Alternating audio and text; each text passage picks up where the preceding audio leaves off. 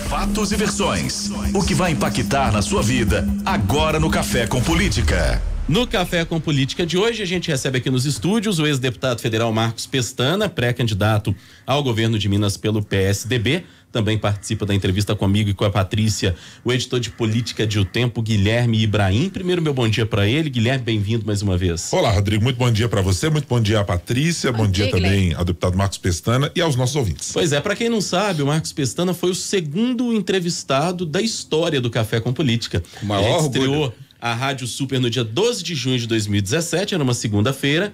Nosso primeiro entrevistado foi o cientista político Malco Camargos. E no segundo dia de Café com Política, Marcos Pestana foi quem nos deu o prazer da presença e hoje está voltando aqui depois de um bom tempo. Bem-vindo, deputado. Bom dia, prazer recebê-lo novamente. Prazer voltar aqui, Rodrigo, Guilherme, Patrícia e a todos os ouvintes da Rádio Super. Um prazer enorme estar aqui. Bom dia, prazer deputado. É nosso de recebê-lo por aqui mais uma vez. Ô, deputado, vamos começar falando da polêmica mais recente que envolve a disputa ao governo de Minas, que é esse choque que está existindo nesse momento entre PSDB e Cidadania em torno da vice do governador Romeu Zema. O governador fez o convite ao jornalista Eduardo Costa, o Cidadania está federado com o PSDB e o PSDB não gostou muito da forma que a coisa foi conduzida. O PSDB não vai aceitar a indicação do Eduardo como vice pro governador Romeu Zema? Olha, a federação é um instituto jurídico recente. Foi aprovada na reforma política de 2021. Então é uma coisa inovadora, uma nova figura, um novo arranjo institucional.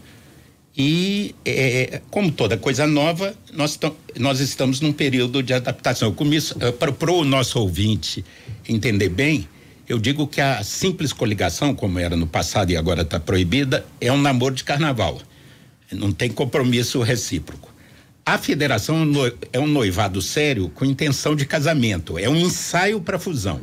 E a fusão, como foi o caso do Democrata e do PSL, é um casamento. Então, a nossa federação com Cidadania tem menos de um mês. O TSE aprovou recentemente. Então é aquela arrumação inicial. Mas isso é tranquilo. Política, diálogo. Ulisses Guimarães, o João Vitor citou ontem aqui, que é um grande amigo e companheiro. A frase do Ulisses, que a matéria-prima da política é a saliva, a conversa.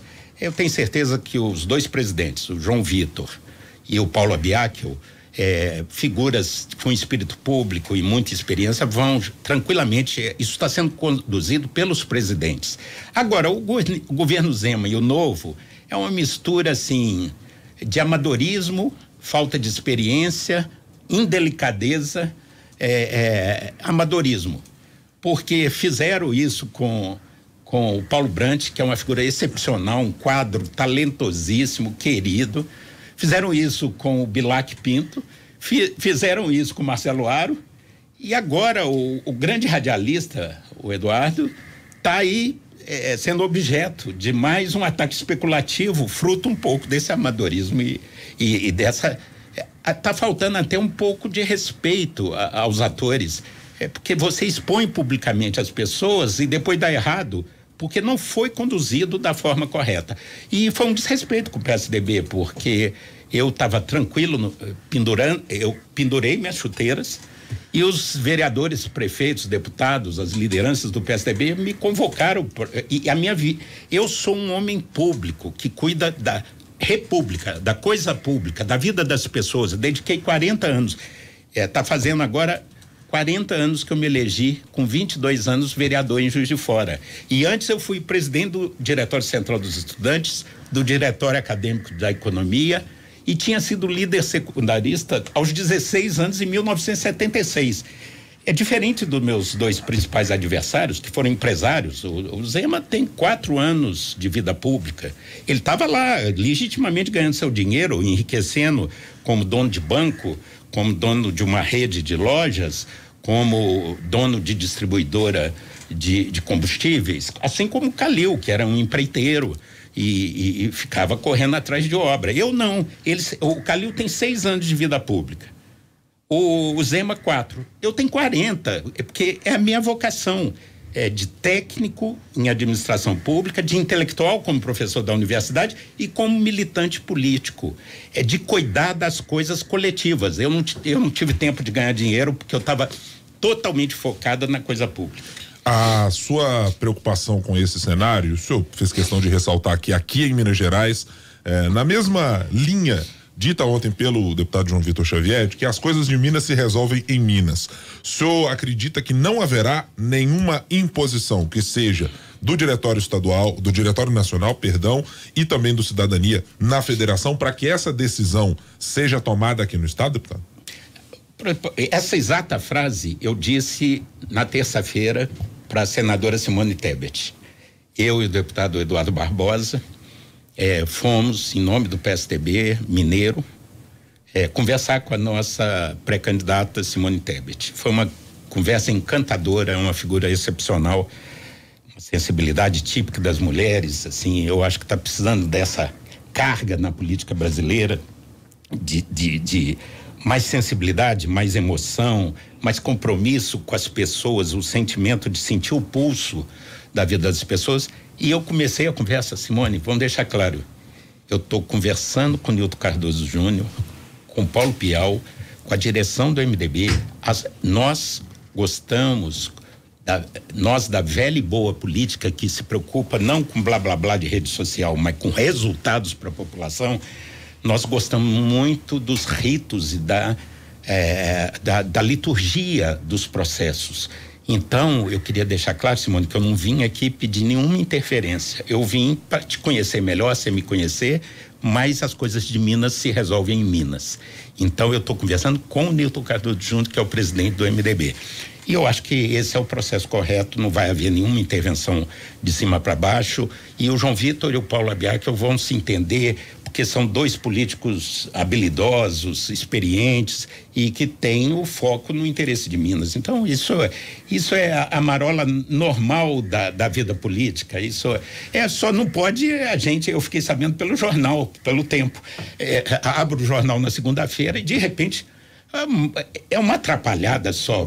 Eu tenho muita experiência política, já fui presidente do PSDB em Juiz de Fora, presidente do PSDB por 4 anos de Minas Gerais e secretário-geral nacional. Isso é uma atrapalhada, eu não posso. Eu sou um ex-deputado, 3 vezes secretário estadual de planejamento e 2 vezes de saúde. Eu fui ministro em exercício das comunicações e do meio ambiente. Quer dizer, eu não posso abrir o jornal. Eu abro, a primeira coisa que eu faço é abrir o Tempo, aí vejo lá Eduardo Costa, que é um querido radialista, amigo de todos nós, e eu falando assim, meu Deus, já vi esse filme, eu tenho muita proximidade com Bilac e com Paulo Brant, e eu vi 2 amigos serem expostos publicamente para depois tirar o tapete. Isso é um pouco inabilidade, amadorismo e uma certa indelicadeza, porque você tem que respeitar as pessoas. Ontem, por favor, Pode Patrícia, ir, fique à vontade. Não, eu estou falando aí, né? Abriu o jornal na segunda-feira, se deparou com a notícia. Aí ontem, acho até que era isso que você ia falar, Rodrigo, vamos ver. O governador Romeu Zema, ele já falou que vai acatar a decisão do PSDB, até falou que respeita muito o fato do vice dele ser do partido também. E aí vem. O senhor acha que isso também vai nessa linha aí do amadorismo, da atrapalhada? Não sabe o que é? Alguma coisa nesse sentido? Mais uma vez eu li hoje no Tempo de manhã. Quando eu li aquilo, eu falei, o que eu tenho com isso? Ele está terceirizando o problema que ele criou. É inexplicável, assim, isso nunca houve. Esse é o estado de Juscelino Kubitschek, de Tancredo Neves, de Itamar Franco, de Aureliano Chaves. Zema, eu acho que eu não conheço muito bem, mas ele é gente boa, bem intencionado, era um empresário, ficou milionário com seu trabalho, com da família, mas ele não entende nem o funcionamento do governo, da gestão pública e nem o funcionamento da dinâmica política. Então, ele está terceirizando um problema, ele que convidou o Eduardo Costa. Agora o PSDB que vai resolver sobre o problema que ele criou. O senhor tocou num outro ponto aí, que Eduardo Costa, um exímio jornalista, nós todos aqui da bancada admiramos ele, nós profissionais do jornalismo, ele é muito querido pelo povo, transita muito bem na região metropolitana, enfim, ele é nosso mestre no jornalismo, mas não tem vivência na vida pública, e o senhor acabou de mencionar esse perfil também do Zema. Como o senhor que é, né, já antigo aí na política, o senhor analisa de que forma que Eduardo Costa, esse jornalista, ele entende de política, mas o que eu estou ressaltando aqui, ele não tem vivência na administração pública. Como que efetivamente ele pode contribuir para Minas Gerais, ao lado do governador? O Eduardo, eu tive muita convivência com ele, porque um dos temas prediletos dele na Rádio Itatiaia, no seu programa, era a saúde. E eu fui 8 anos secretário de saúde. Então, assim, há uma diferença que as pessoas não entendem. Eu não digo que eu sou um político, tanto que eu não quis reassumir o mandato quando eu fui convocado em 2019. Eu estava bem na vida privada, serenando a vida, já estou com 62 anos, e não quis reassumir. Se eu fosse um político profissional, eu não teria piscado os olhos, teria reassumido. Assim como agora eu fui convocado pelos deputados federais, estaduais, prefeitos do PSDB, não pisquei os olhos para aceitar esse desafio, desorganizando minha vida pessoal, mas com grande satisfação, porque essa é a minha vocação. Eu dediquei minha vida a isso. Mas há uma diferença, eu não digo que eu sou um político, eu sou um homem público, porque 16 anos eu tive no executivo. Só eu sou o único candidato que tem uma placa em cada cidade. Dos 853 municípios de Minas, o ouvinte pode ir lá no posto de saúde, na farmácia de Minas, no hospital regional, que vai ter a marca, porque desde a minha geração, que foi a geração da redemocratização, que no final dos anos 70 se incorporou ao movimento estudantil e lutou pela anistia, pelas eleições diretas, pela Constituinte livre e soberana.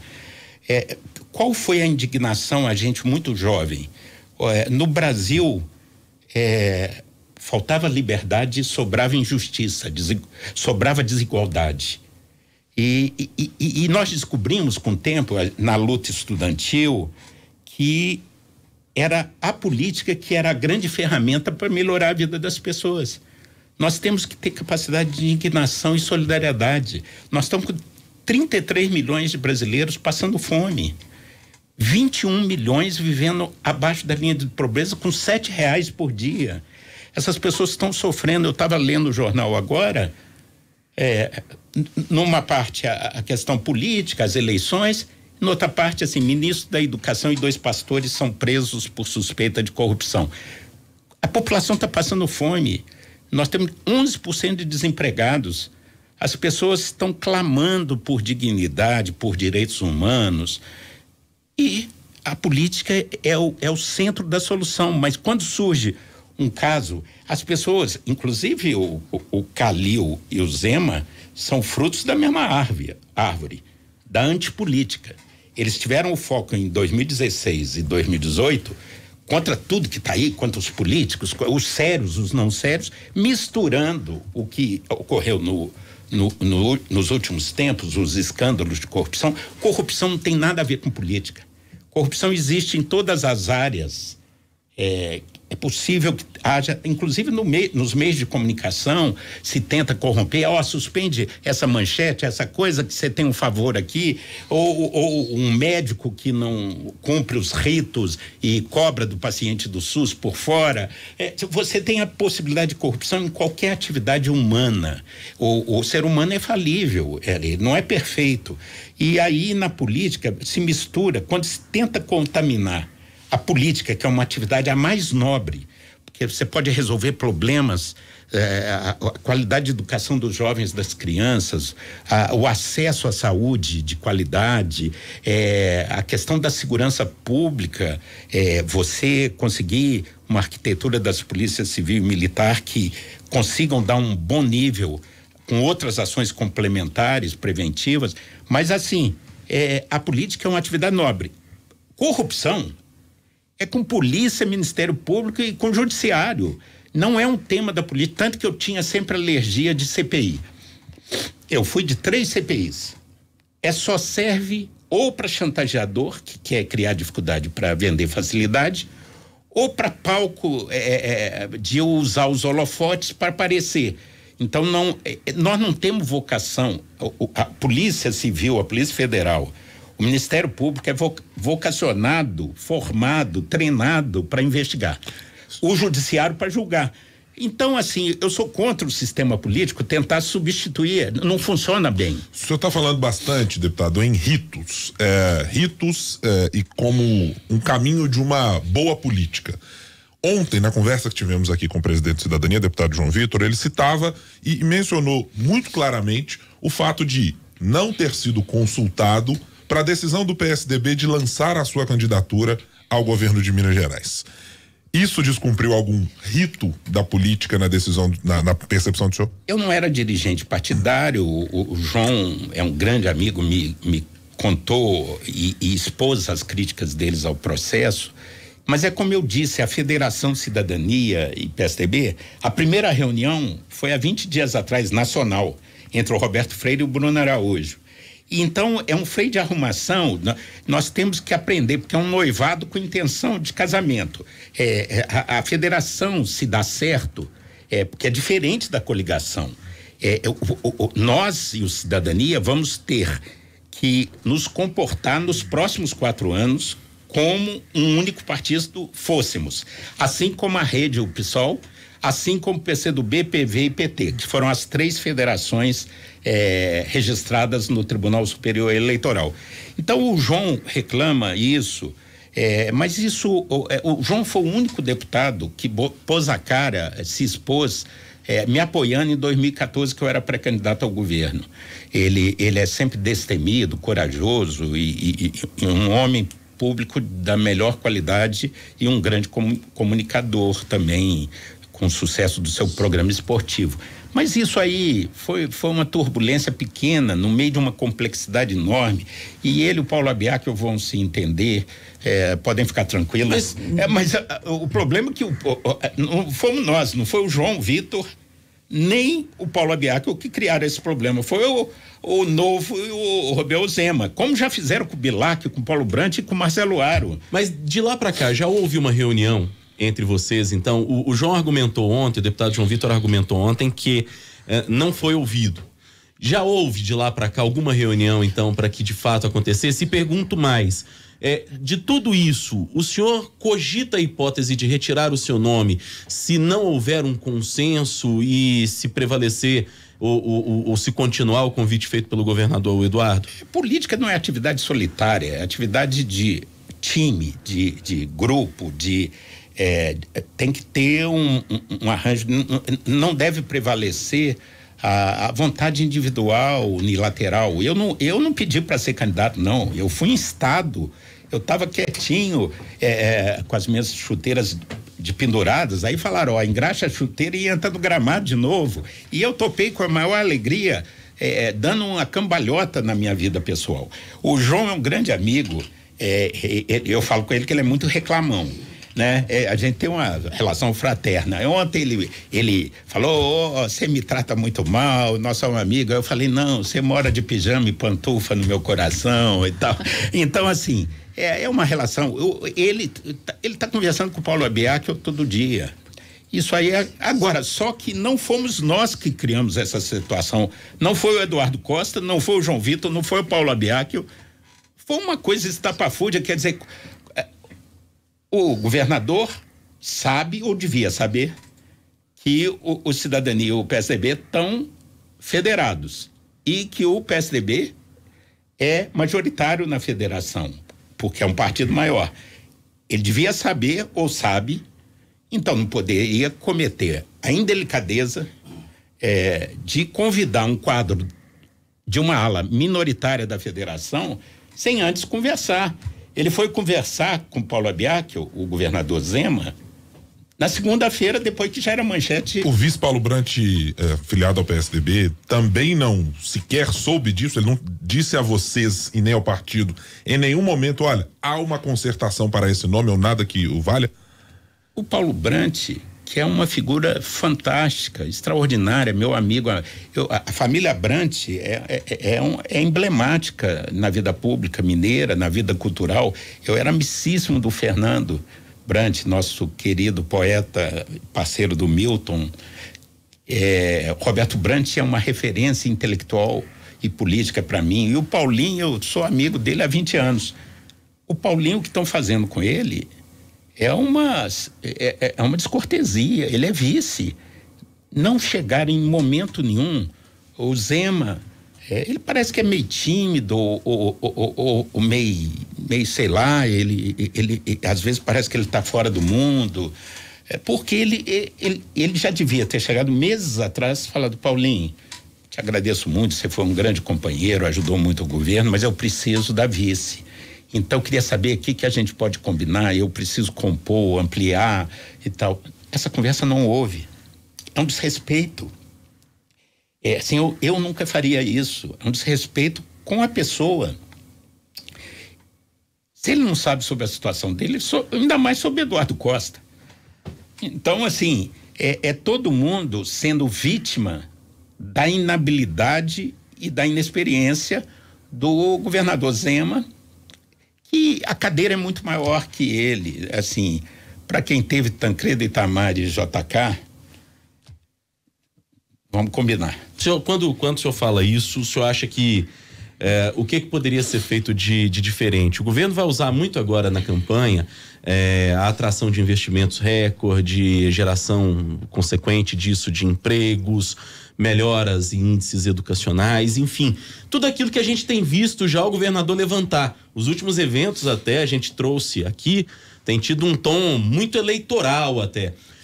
O que o senhor diz e qual que é a tônica, ou qual que vai ser a tônica da campanha do senhor, se a sua candidatura prosperar, para tentar representar um contraponto a isso que o governo levanta hoje como sendo pontos fortes? Primeiro, é preciso qualificar esse diagnóstico.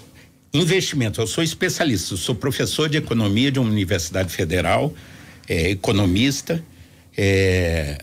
Esse anúncio de investimentos é muito espuma e pouco chope.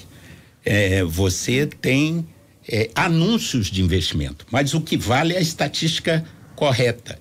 Você tem um indicador que chama formação bruta de capital fixo, que é a taxa de investimento. Então, essa cascata de ficar anunciando, porque às vezes o próprio empresário, para valorizar a empresa, fala assim: eu vou investir 1,5 bilhão, criar tantos empregos. Daqui a 10 anos, você vai lá ver o que aconteceu. Tudo gasoso, tudo na estratosfera e não virava realidade. Os indicadores de educação, pelo contrário, Minas foi a primeira classificada em todas as séries no nosso período, nas avaliações nacionais, no IDEB, na Prova Brasil, e agora está oscilando em 5º na maioria das disciplinas. Então, assim, uma das coisas eu quero retomar, porque a coisa mais estratégica para o desenvolvimento humano e econômico é o capital humano, a formação, ciência, tecnologia e educação de qualidade, principalmente a educação fundamental. Na saúde, os programas que eu construí, que foram premiados nacional e internacionalmente, foram todos descontinuados, acabados.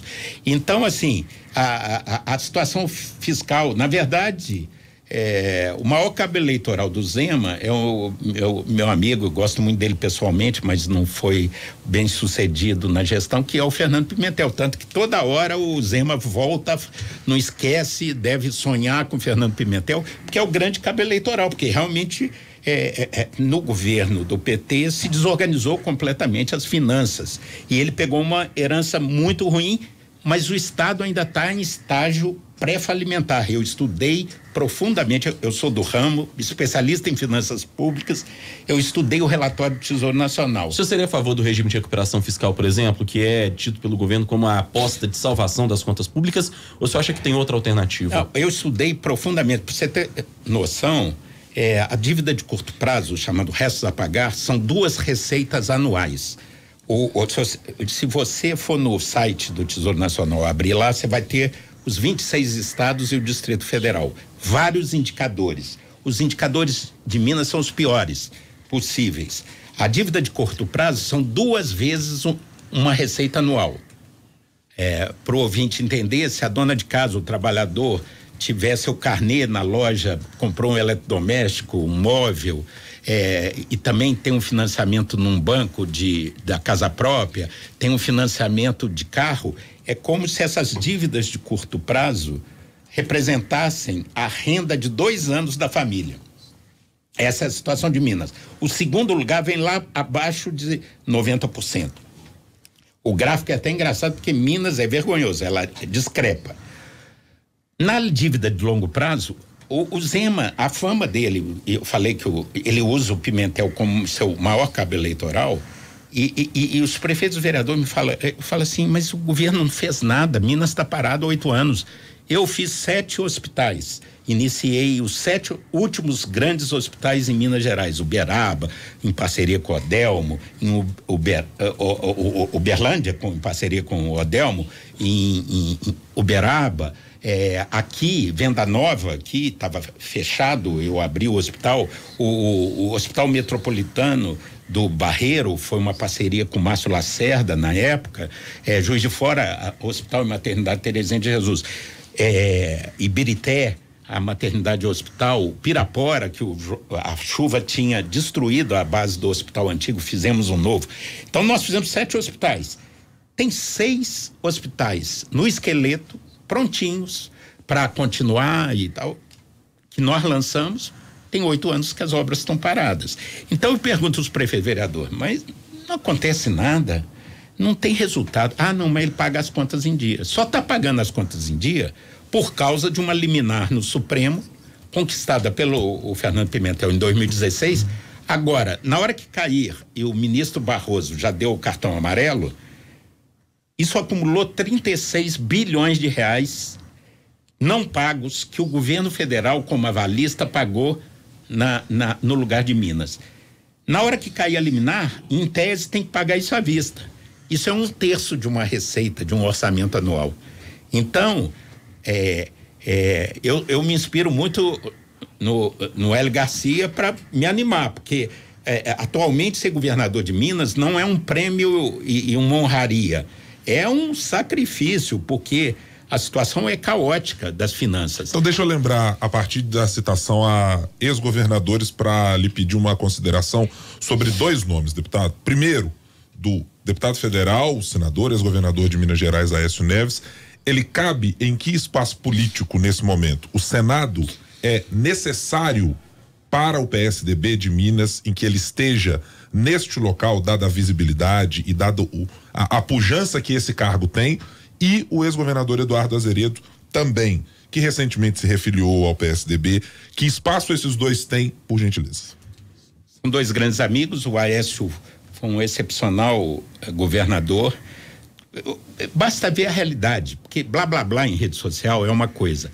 A linha verde, a duplicação do Antônio Carlos, circuito cultural da Praça Liberdade, Hospital de Venda Nova, o Expo Minas, todas as grandes intervenções, as estradas, eu vi ontem no Tempo uma estrada em Janaúba, que eram crateras lunares, né? Parecia a lua mesmo, de tanta, impossível andar naquela estrada. O Aécio, através do processo, levou asfalto a 219 cidades que não tinham asfalto. Você imagina os jovens indo para o ensino superior na cidade maior, passando na poeira, na seca e na lama no período chuvoso.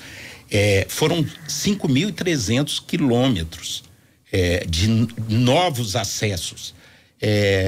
Em todas as áreas, a telecomunicação, qual empresa que vai para uma cidade que não tem para gerar emprego? Celular. Eram 412. O Minas Comunica foi uma parceria público-privado, resolveu o problema da telefonia em 412 municípios. Isso é a boa política, isso é a verdadeira política, que gera resultado e não retórica para rede social, TikTok, ficar fazendo gracinha. Eu detesto isso, eu sou um amante à moda antiga. Quer dizer, o que interessa na vida pública é resolver os problemas da população. Sim, mas deixa eu voltar na questão que o Guilherme levantou. O Aécio é um grande líder, não é à toa. como todos nós, cometeu erros, acertos, mas os acertos são muito maiores que os erros. E ele, as últimas grandes realizações em Minas, ele que fez, não é à toa que ele está liderando as pesquisas para o Senado. Ele tá gostaria de tê-lo como candidato ao Senado? Não, isso é uma decisão. Ele foi líder do PSDB, foi presidente da Câmara dos Deputados, foi quase presidente da República numa eleição disputadíssima, a mais disputada dos últimos tempos, e ele está avaliando o seu destino. Para o partido é importante, Pestana, a presença dele numa candidatura com uma vaga e com esse cenário posto de intenções de voto destinadas a ele nesse momento, com uma vantagem em relação ao segundo colocado. O quanto isso pesa para o PSDB e o partido há algum sentimento de pedi-lo, senador, participe deste processo com candidatura? Ele vai tomar essa decisão com a experiência que tem e no diálogo com os aliados. Nós estamos conversando com o MDB, com o PDT, com União Brasil, com Cidadania. Então, ele tem muita experiência política, uma carga, ele também fez sua opção de vida, a vida pública. Então, ele, no momento adequado, com os números estimulantes das pesquisas, ele vai fazer sua opção. E foi um grande senador, muito admirado lá. Não queria deixar sem resposta a questão do Eduardo Azeredo. Sim. Eu fui secretário de planejamento do governador Eduardo Azeredo e olha, vocês lembram, a Fernão Dias foi inaugurada no governo Eduardo Azeredo e Fernando Henrique, os dois do PSDB. Então a conexão da 381 para o sul foi feita pelo PSDB. Para o norte e para o leste, tá essa novela desde que nós saímos do governo. A última estação e trecho do metrô de Belo Horizonte foi no governo Eduardo Azeredo. O PROSAN, Programa de Saneamento da Região Metropolitana, foi no governo Eduardo Azeredo. O Proqualidade, que era um financiamento de 300 milhões de dólares para qualidade na educação, a revolução que foi feita ali, a mudança da lógica, foi no governo Eduardo Azeredo. Então, o PSDB tem um legado dos seus 34, nós estamos completando, essa semana, nós estamos completando 34 anos de existência. Eu sou fundador, eu era líder do MDB na Câmara de Juiz de Fora, eu renunciei à liderança para fundar o PSDB, porque a minha ligação era com Fernando Henrique, com Covas, com Montoro, com Pimenta da Veiga, com Zé Richa, todos que fundaram o PSDB. Então eu renunciei, saí do MDB na época, que eu fui eleito pelo PMDB, e fui para o PSDB. Então, assim, nós ficamos dos 34 anos de existência, 16 anos na liderança do Palácio da Liberdade. Eu gosto muito de simbolismo, porque eu ainda falo Palácio da Liberdade, não Tiradentes, que foi mais uma obra do governo do PSDB, do governo do Aécio. E que tinha toda uma lógica do vetor norte. Tava ali a linha verde, o centro administrativo, o Palácio Tiradentes, o Hospital de Venda Nova na boca ali dessa região, era para descentralizar o desenvolvimento da região metropolitana. O aeroporto industrial, que está bombando, Confins, é uma das cidades mais exitosas. Então, nós temos orgulho da memória e do legado do governo Aécio, Anastasia e Eduardo Azeredo. Não tem nada a ver com essa pasmaceira dos últimos 8 anos. O nosso tempo está quase acabando, mas antes de ir para a hora do bate-pronto, eu queria fazer uma pergunta. Eu vou pedir que o senhor seja até objetivo para que a gente consiga cumprir o nosso tempo aqui. O senhor fez duras e reiteradas críticas ao governador Romeu Zema, mas o seu partido, o PSDB, foi base de apoio do governador. Como é que na campanha o senhor pretende explicar isso? Uma candidatura tão crítica ao governador, sendo que o PSDB foi uma das principais, ou um dos principais pilares de sustentação do governo, por exemplo, na Assembleia Legislativa, apoiando o tempo todo e tendo até líder de governo. Isso é um elogio, não ao governo Zema, mas ao PSDB. Porque, na verdade, isso é uma lenda urbana, isso é uma narrativa, é o termo a gente inventa sempre, rádio virou podcast, né? Rádio que a velha, vai fazer 100 anos a radiodifusão, e aí falaram que a internet ia matar o rádio, né? E aí inventaram esse nome chique, podcast. Então a narrativa é o termo. Isso é uma narrativa, porque nós disputamos o segundo turno com a candidatura Anastasia, nós fomos adversários. Só que o PSDB tem um espírito tão republicano, uma vocação pública e uma responsabilidade, que fomos, mesmo tendo sido adversários no segundo turno, com a Anastasia, fomos os primeiros, diante da gravidade da situação de Minas, e tendo a responsabilidade que é um vetor que norteia o nosso comportamento, fomos primeiros, através do Luiz Humberto, nosso querido e saudoso amigo que a Covid levou, nosso líder em Uberlândia, e o Gustavo Valadares, nós fomos os primeiros a socorrer,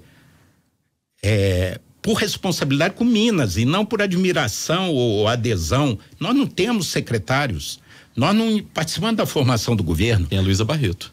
A Luísa é uma técnica de carreira que foi convidada pelos seus méritos, mas não foi uma indicação partidária.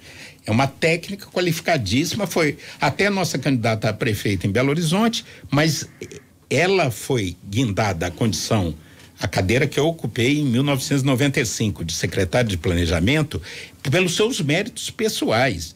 Nós não temos participação no governo. O Paulo Brant foi passear no Novo, foi vice, ganharam, eles mesmos levaram um susto, porque o Zema virou governador num susto. Ele virou, eu era coordenador da campanha do Anastasia no segundo turno, eu acompanhei bem os dias finais do primeiro turno. Ele virou governador em 5 dias. Ele estava no debate da Globo, terça-noite, ele estava com 5%, ele amanheceu com 42%.